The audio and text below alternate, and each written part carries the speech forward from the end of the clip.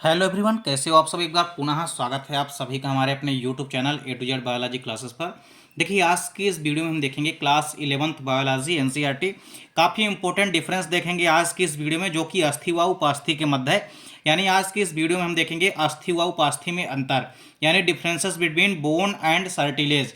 देखिए, सबसे पहले यदि हम बात करते हैं बोन की, तो बोन की यदि हम बात करते हैं तो देखिए यह बेसिकली क्या होती है, कठोर होती है। और कठोर के साथ साथ अलचीली होती है, मतलब लचीली नहीं होती। इसको आप ऐसे, मतलब आप यदि हम कहें तो इसको आप मोड़ नहीं सकते हैं, क्योंकि ये कठोर होती है।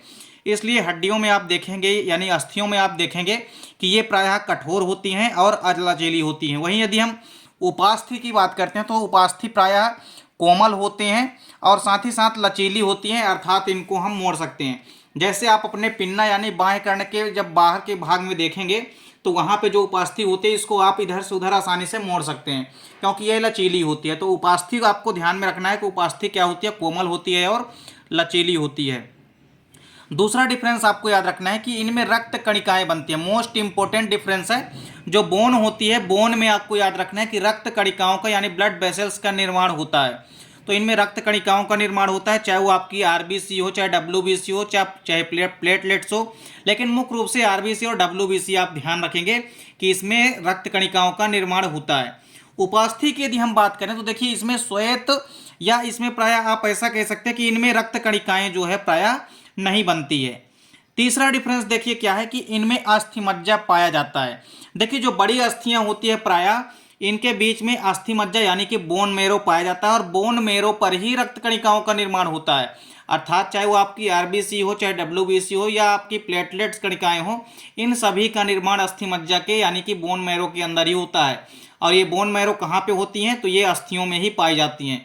तो आपको याद रखना है तीसरा डिफरेंस कि इनमें अस्थि मज्जा पाई जाती है, किनमें, तो अस्थियों में। वहीं यदि उपास्थि या सर्टिलेज में यदि हम देखें तो इनमें अस्थि मज्जा किसी भी प्रकार से नहीं पाई जाती है। अगला डिफरेंस देखिए क्या है कि यह पेशियों से जुड़ने का आधार प्रदान करती है। जो अस्थि होती है यह आपस में पेशियों से जुड़ने के लिए एक आधार प्रदान करती है। वहीं यदि उपास्थियों की हम बात करते हैं तो ये पेशियों से जुड़ने का कार्य नहीं करती है, किसी भी प्रकार से पेशियों से जुड़ने का कार्य नहीं करती है। अगला डिफरेंस आपको याद रखना है कि अस्थि में अत्यधिक रक्त संचार पाया जाता है। क्यों? क्योंकि इनके अंदर ब्लड वेसल्स का निर्माण होता है, इसीलिए इनमें प्रायः अत्यधिक मात्रा में रक्त संचार भी पाया जाता है।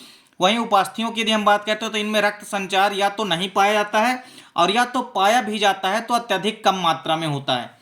आखिरी डिफरेंस आपको याद रखना है कि स्तनधारियों में जो अस्थि होती है उनमें हर्वेशियन तंत्र पाया जाता है। तो आपको ये याद रखना है, काफ़ी इंपॉर्टेंट डिफरेंस है कि जो हर्वेशियन तंत्र होता है यह स्तनधारियों के बोन में पाया जाता है। वहीं यदि हम बात करें उपास्थियों में तो उपास्थियों में हर्वेशियन तंत्र नहीं पाए जाते हैं। तो इस प्रकार से अस्थि व उपास्थि के मध्य आपको अंतर याद रखना है, क्योंकि काफ़ी इंपॉर्टेंट अंतर है। आपके एग्जाम में डेफिनेट रूप से पूछे जाने की पूरी संभावना है। उम्मीद करता हूं दोस्तों वीडियो पसंद आई होगी। दोस्तों वीडियो अच्छी लगे तो लाइक और कमेंट जरूर कीजिए, साथ ही साथ दोस्तों के बीच ज़्यादा से ज़्यादा वीडियो को शेयर कीजिए। चैनल पर यदि नए हैं तो चैनल को सब्सक्राइब अवश्य कर लें। मिलते हैं दोस्तों नेक्स्ट वीडियो में, तब तक के लिए जय हिंद, वंदे मातरम।